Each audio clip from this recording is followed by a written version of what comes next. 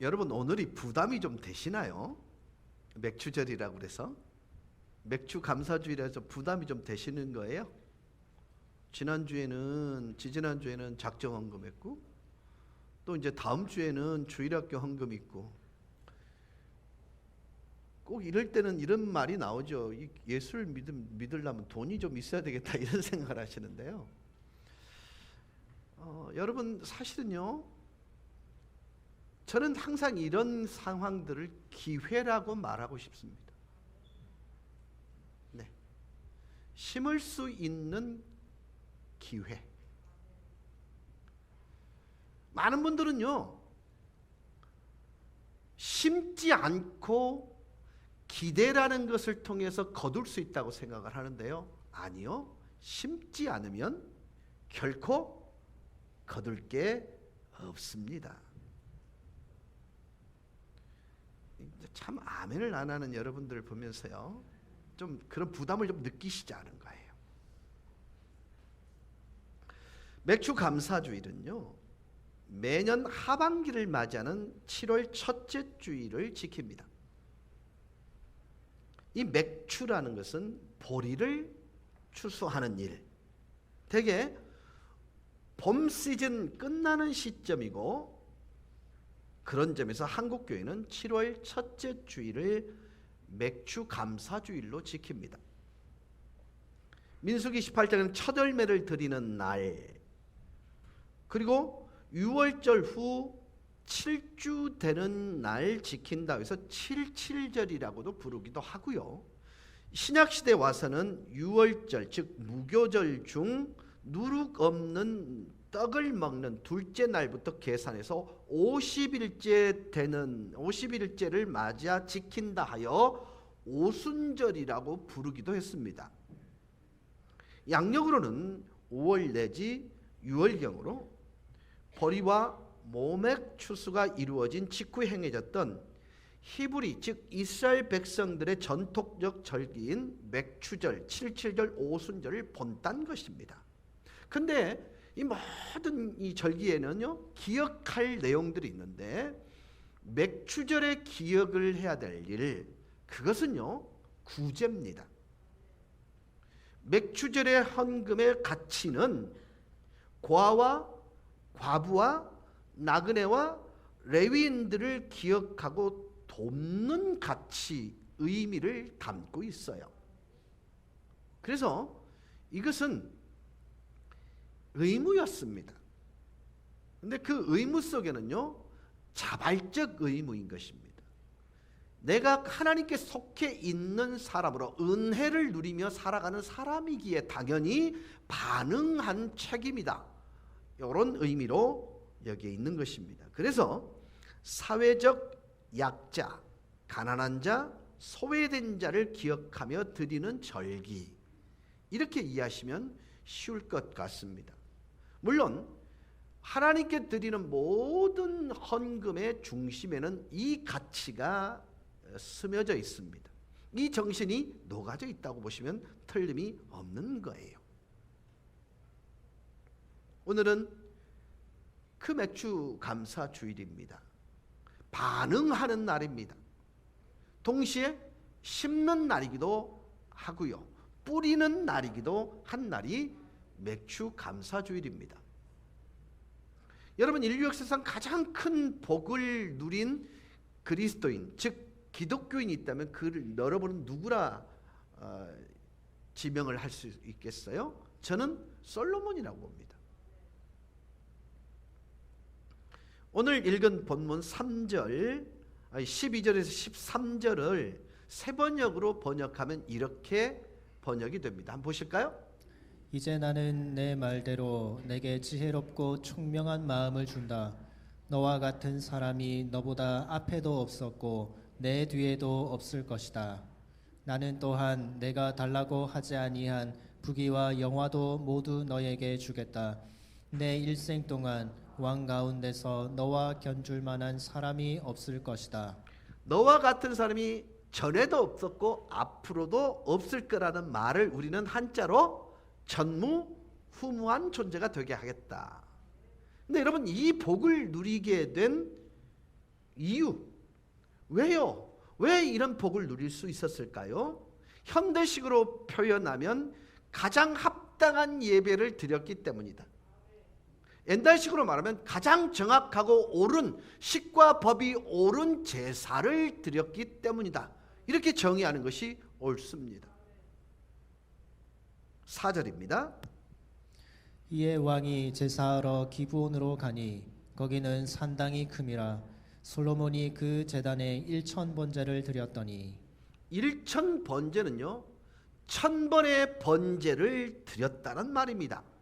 여기서 말하는 이 번제는 히브리 말로 바얄이라는 단어인데요, 올라간다라는 의미를 담고 있습니다.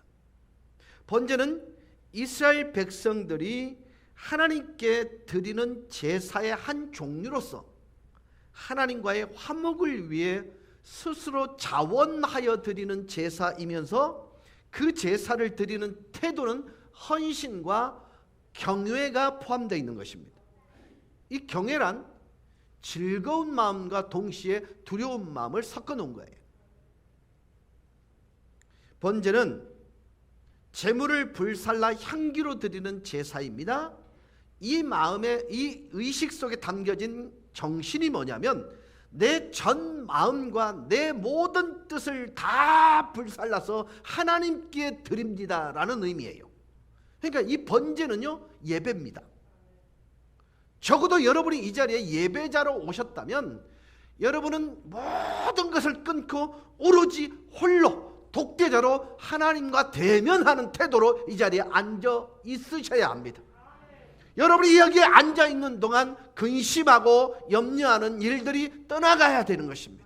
그래서 하나님이 내게 말씀하시는 것들에 대해서 듣는 길을 달라고 여러분은 미리 준비하셔야 되는 것입니다. 이게 바른 예배의 태도인 것입니다. 여러분, 솔로몬은 이런 제사를 1000번을 드렸다는 것입니다. 여러분, 우리가 1년 몇 주예요? 52주입니다. 10년이면 20년이면 그러니까 우리가 20년 동안을 한결같은 식과 법을 따라 옳음의 태도로 예배를 드린 결과라는 뜻이에요. 그는 매일매일 드렸습니다만 그 결과가 뭐다? 전무후무한 분복을 누리게 되는 것입니다.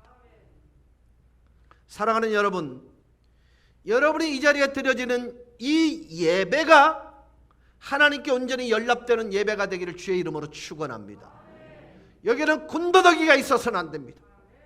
여기는 어떤 불순물이 섞여서도 아니 되는 것입니다. 그래서 여러분 교회 오실 때 온전한 시간을 드릴 수 있기를 주의 이름으로 축원합니다. 늦게 오시면 안 됩니다. 예배 시간에 오셔서 기도로 준비하셔야 됩니다. 그리고 마음을 하나님께 드려야 되고, 그래도 예배에 오시기 전에 한두 번은 옷을 벗었다 입었다 하실 정도의 준비된 마음을 가지고 오셔야 합니다. 여러분, 제가 이 말씀을 드리면 저보고 구닥다리라 말씀하셨습니다. 아닙니다. 하나님 앞에 예배를 드린 태도에 관한 얘기는 변질될 수 있는 게 아니에요. 헌금도 여러분 꾸깃꾸깃하기보다는요 정성스럽게 이미 마음으로 준비되어 있어야 하는 것입니다. 솔로몬이 1000번제를 드렸을 때 하나님께서 묻습니다. 얘야, 내가 너에게 무엇을 줄꼬? 여러분 묻겠습니다. 하나님은 받는 것을 좋아하시는 분일까요? 주시는 걸 좋아할까요? 확신 없으십니까? 주시는 걸 행복하게 여기시는 아빠 되시는 하나님이십니다. 그것도 우리에게 가장 좋고 선한 것을 주시기를 원하는 아버지이심을 믿으실 수 있기를 바랍니다. 그러기에 내가 너를 위하여 무엇을 줄고 구하라. 이 말은 여러분이 합당한 하나님 앞에서의 예배를 드린 자에게 하나님이 물으시는 질문인 것을 기억하실 수 있기를 바랍니다. 솔로몬은 하나님께 내가 너에게 무엇을 줄고 할 때 구하지 아니합니다.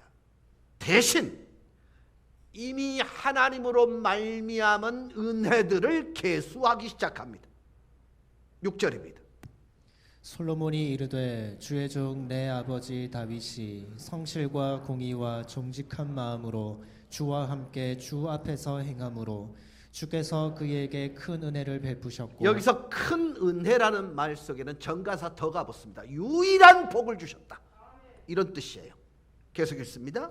주께서 또 그를 위하여 이 큰 은혜를 항상 주사. 이 큰 은혜들로 되어 있는데요, 여기에는 특별한 용법이 사용되는데, 큰 은혜의 용법은요, 매일매일 하나님이 주시는 은혜는 다 특별하다, 완벽하다, 더함이 없어도 되는 충일하다는 의미를 담고 있는 거예요.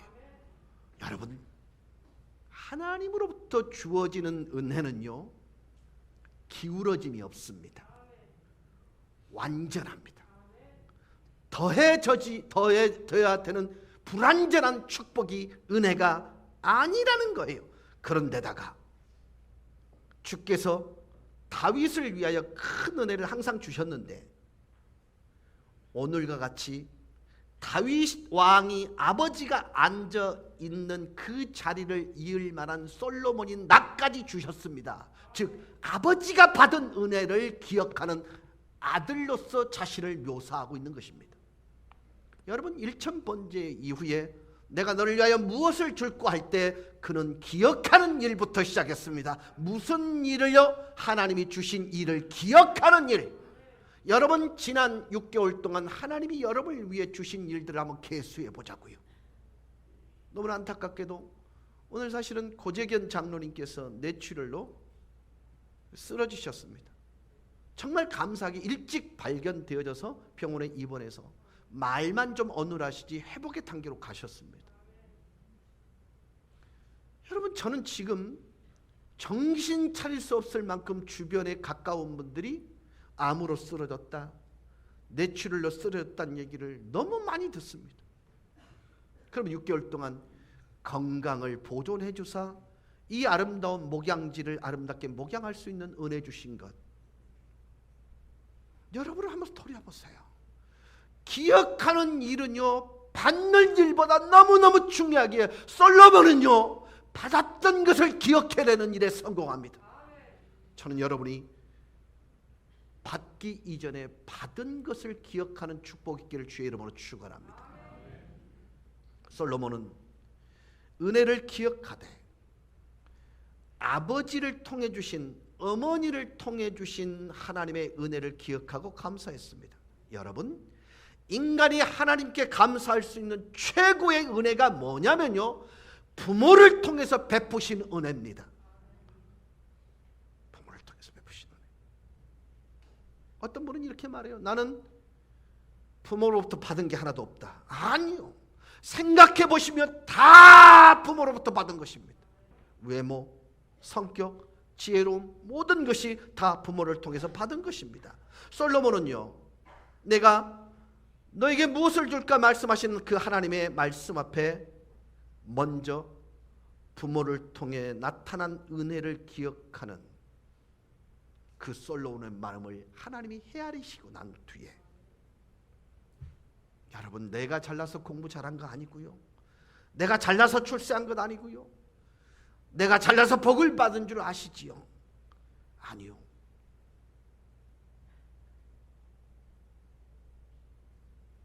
우리 교회 집사님 중에 한 분은요, 정말 색깔이 바란 마룻바닥 사진 한 장을 들고 다니면서 이게 할머니가 새벽 기도 때 기도했던 자리라 그러면서 그 기도 이 자식은 망하지 않는다는 그 하나를 믿고 달리고 있는 것입니다.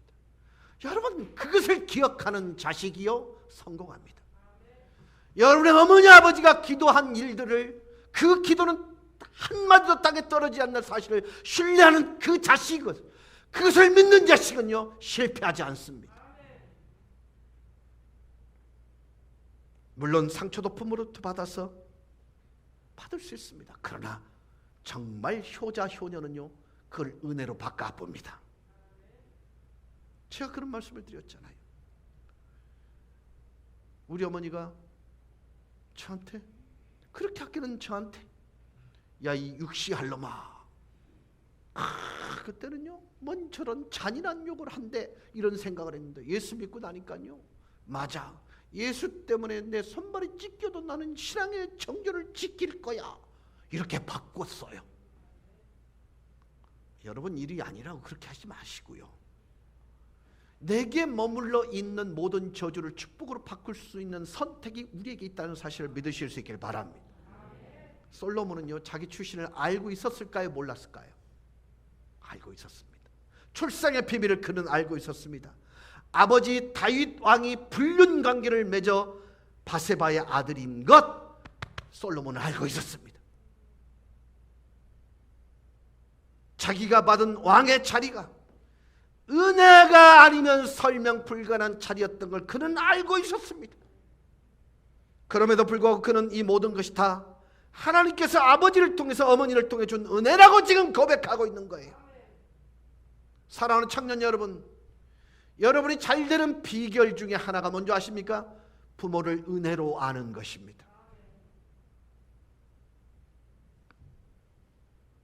이러한 은혜를 알고 있는 솔로몬에게 하나님이 묻습니다. 내가 너를 위해 무엇을 줄까? 그때 솔로몬이 한 가지를 요구합니다. 지혜로운 마음을 주세요. 부귀를 구하지 않았습니다. 왕의 영광을 구하지 않았습니다. 원수를 멸하는 능력을 구하지 않았습니다. 지혜로운 마음을 구했습니다. 이것이 하나님의 마음을 감동시킵니다.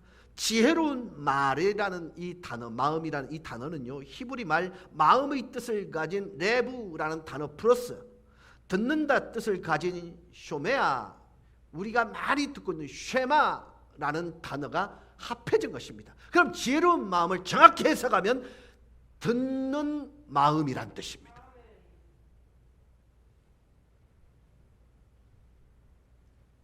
여러분, 가정에서 부모 말씀 잘 듣는 자식이 지혜로운 자식입니다. 학교에서 선생님 말씀 잘 듣는 학생이 지혜로운 학생입니다. 교회에서 목사 말 잘 듣는 성도가 지혜로운 성도입니다. 아무도 아멘을 안 하시네요.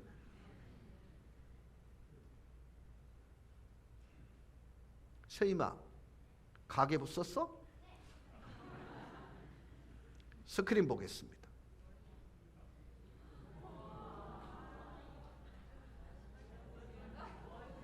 자, 전월 2월금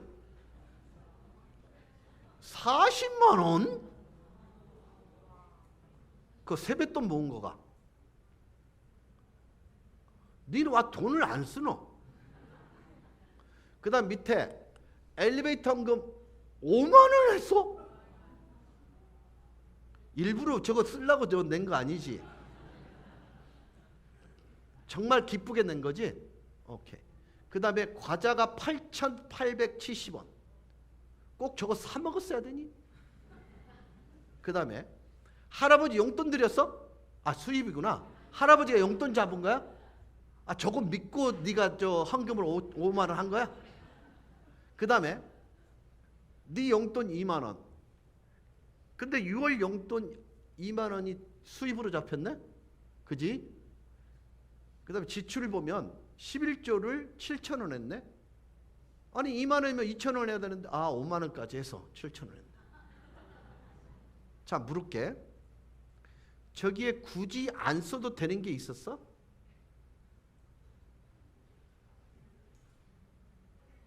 (11조) 안 해도 되잖아. 얼굴 굳어지는 거 봐. 그 다음에 엘리베이터 헌금 뭐 어른들이 다 하는데 네가 왜 했어? 엄마가 강제로 하라고 시키더나 자원해서 했어. 보세요. 수입은 7만 원이고 지출은 65,870원인데 잔액이 41만 원이야. 자, 돈의 방향이 어디로 가고 있는지 여러분 보이십니까? 그래도 목돈 지출은 전부 어디로 가고 있다? 하나님을 향해 가고 있다. 근데 저기서 굳이 쓰지 않아도 되는 돈은 과자다.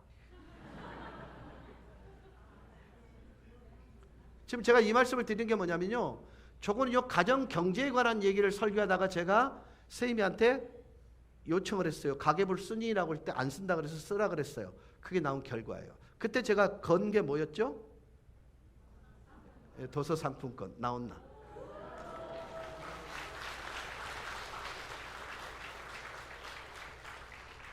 너 신발 벗고 예배드리나? 나오세요. 원래 목사님이 5,000원 주기로 했지? 근데 10,000원이야. 안사하고.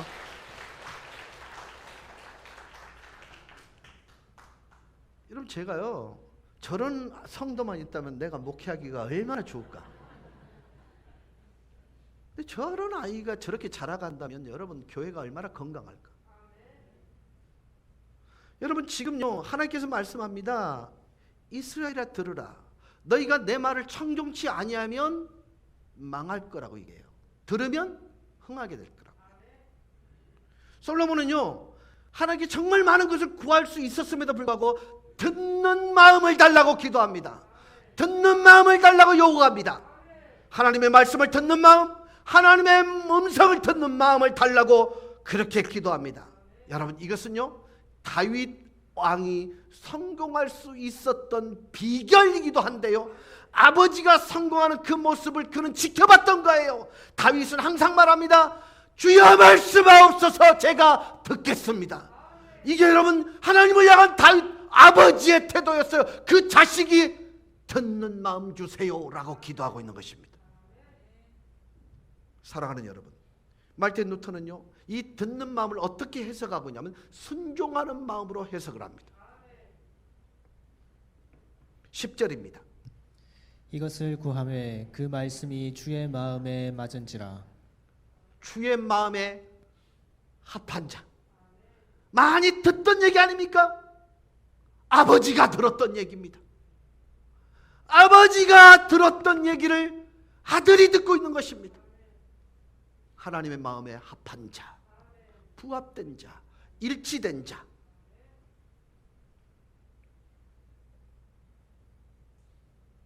이 말은 하나님의 마음을 감동시켰다는 것입니다. 그래서 하나님은 11절, 12절의 말씀을 선포합니다.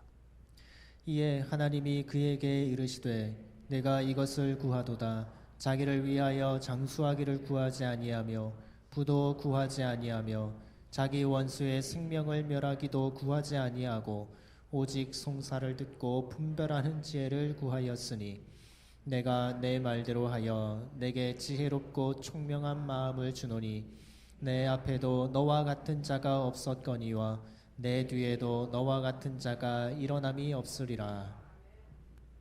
그래서 그가 그 지혜의 마음, 하나님의 마음을, 하나님께 들은 마음을 가지고 기록한 것이 잠언입니다. 아가서입니다. 어떤 이는 이렇게 말합니다. 잠언의 한 구절이 이 땅의 모든 책을 모아놓은 것보다 더 깊이가 있다고 말이죠. 여러분, 그렇습니다. 하나님으로부터 듣는 마음을 가진 사람의 생각과 언어에는요, 깊이가 다릅니다. 언어가 다릅니다. 거기는 가치가 있습니다. 의미가 있습니다. 공식이 있습니다. 법이 있습니다.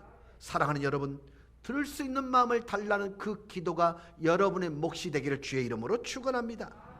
여러분, 인간이 어떻게 지혜롭게 살 수 있을까? 어떻게 서로 사랑하며 살 수 있을까? 허무한 삶 속에서 바르게 살 수 있는 방법이 무엇일까? 그는 답을 주고 있었습니다. 여러분, 성 프란시스코를 잘 아실 것입니다. 그는 이태리 아시시에서 태어납니다. 그리고 44세 일기로 하나님의 부름을 받습니다. 초창기 그는 방탕했습니다. 근데 나중에는 사랑의 하나님을 노래했고 사랑이 이유가 된 삶을 살며 가장 가난하고 없는 자들의 성자로서 존재하게 되었습니다. 근데 이 샌프란시스코는 듣는 마음의 소유자였습니다. 그는 하나님의 사랑의 음성을 들었고 형제들의 아픔과 그 고통의 음성을 들었고 자기 내면의 깊은 음성에 귀를 기울여서 자기 성찰의 소리를 들은 사람입니다. 여러분, 사도 바울은요, 깊은 자신을 향한 내면의 소리를 통해 이렇게 고백합니다. 나는 죄인 중에 괴수로다. 그게 성찰되어진 사람이 들려지는 음성인 것입니다. 하나님의 음성을 듣는 믿음을 가지고 있었고요, 사람의 소리를 듣는 사랑의 마음을 가지고 있었고요, 자기 소리를 듣는 소망의 소리를 그는 소유하고 있었던 것입니다. 그는 하나님의 음성을 듣는 마음으로 평생을 살았습니다. 그는 하나님께서 들려주시는 음성을 들었습니다. 그래서 그는 가장 위대한 기독교의 성자가 됩니다. 자식은 두 가지 종류가 있습니다. 효자식 그리고 불효자식. 이 두 자식 다 부모로부터 상속받은 족보, 부모를 닮음. 근데 효자는 다 가지는데 불효자식이 한 가지를 못 받는 게 그게 뭐냐면 부모의 마음을 못 받습니다.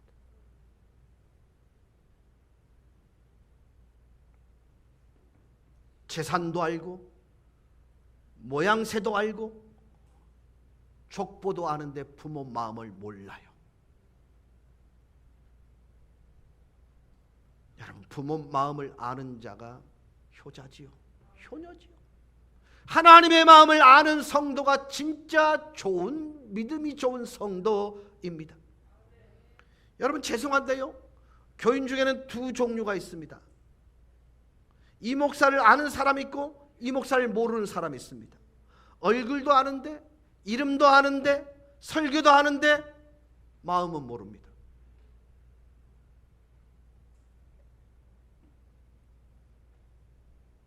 정말 많은 그리스도인들이 교회를 정말 열심히 다닙니다. 교회 와서 예배도 드리고 찬송도 드리고 하나님께 예물도 드립니다. 그런데 수십 년을 다녀도 예수님과 마음이 통하지 않습니다. 예수님의 마음을 모르기 때문에 그렇습니다.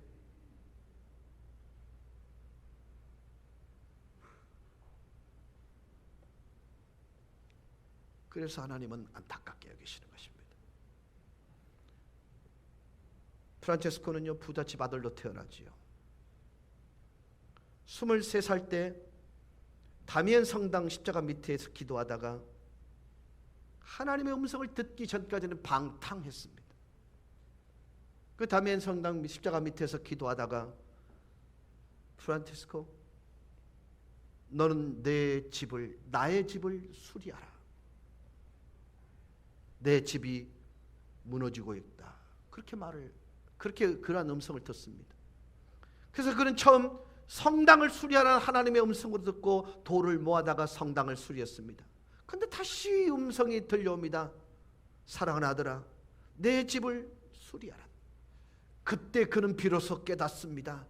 하나님의 이 음성은 건물을 수리하라는 게 아니라 내 무너진 마음, 내 무너진 신앙을 다시 수축하라는 의미이구나.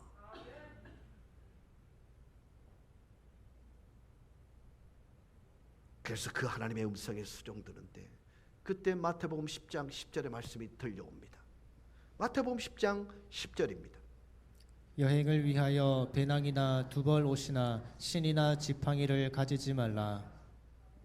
그로 인해서 그는 평생을 겉옷 한 벌로 살아가는 인생을 삽니다.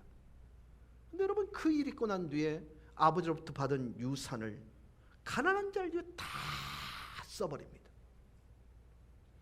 아버지께서 배신감과 실망감을 느껴서 재산 상속권 박탈해달라고 법정에 제소합니다. 이 재판이 있는 날 아시시의 모든 사람들이 구름대처럼 법정에 모여들었습니다. 그 당시 주교가 법정의 재판관이었는데 최종 판결은 이렇게 나옵니다. 성 프란시스코, 그들은 아버지의 재산을 가지고 남을 구제하는 것이 합당치 않다. 그 재산은 그대로 그대의 것이 아니기 때문이다. 그 말을 듣자 성 프란시스코는 자기 몸에서 아버지로부터 받았던 모든 옷을 다 벗습니다. 그리고 법정에 알몸으로 서 있습니다. 주교가 안타까이 여겨 자기 겉옷을 벗어다 그에게 덮어줬습니다. 이때 그는 참 냉정하지만 정말 정확하게 이렇게 말합니다. 삐뚤었던 베르나도, 당신은 이제 제 아버지라 부르지 않겠습니다. 하나님 아버지를 나의 아버지로 부르겠습니다. 그는 막대한 아버지의 재산을 포기하고 결국 수도원으로 들어갑니다. 근데 기가 막힌 것은요, 세상을 떠나는 일은 기독교인에게 첫 번째 단계입니다만은 세상을 등지는 일은 기독교인이 할 일이 아닙니다. 근데 아시시라는 이 도시는요, 세상을 이 아시시를 떠나기 위해서 깊은 산으로 들어가면 들어갈수록 아시시가 한눈에 다 보입니다. 그래서 그는 정말로 하나님 뜻을 구하기 위해 옆에서 같이 수다던 제자 마테오를 부릅니다. 마테오야, 내가 계속 산에 남아서 수도를 해야 될지 나가서 일을 해야 될지 고민이 생겼어. 그래서 나를 항상 기도로 후원하는 신실한 두 사람 실리바스 형제와 클라라 자매에 가서 어떤 것이 하나님 뜻인지를 물어다오. 그렇게 부탁을 합니다. 마테오의 전을 따라서 이 두 사람은 기도한 후에 프란체스코에게 이렇게 전가를 전합니다. 하나님이 하신 말씀입니다. 하나님은 프란체스코 당신을 오직 한 분만을 위해 만들지 아니하셨고 세상의 많은 사람을 위해 만드셨다고 말씀하셨습니다. 듣는 마음을 가졌던 성 프란치스코는요, 결국 아시스로 내려옵니다. 제일 먼저 찾아가는 게 문둥병자들이었습니다. 그들을 돌보고 가난한 자들에게 갔습니다. 그들에게 자신의 손을 내밀어 주었습니다.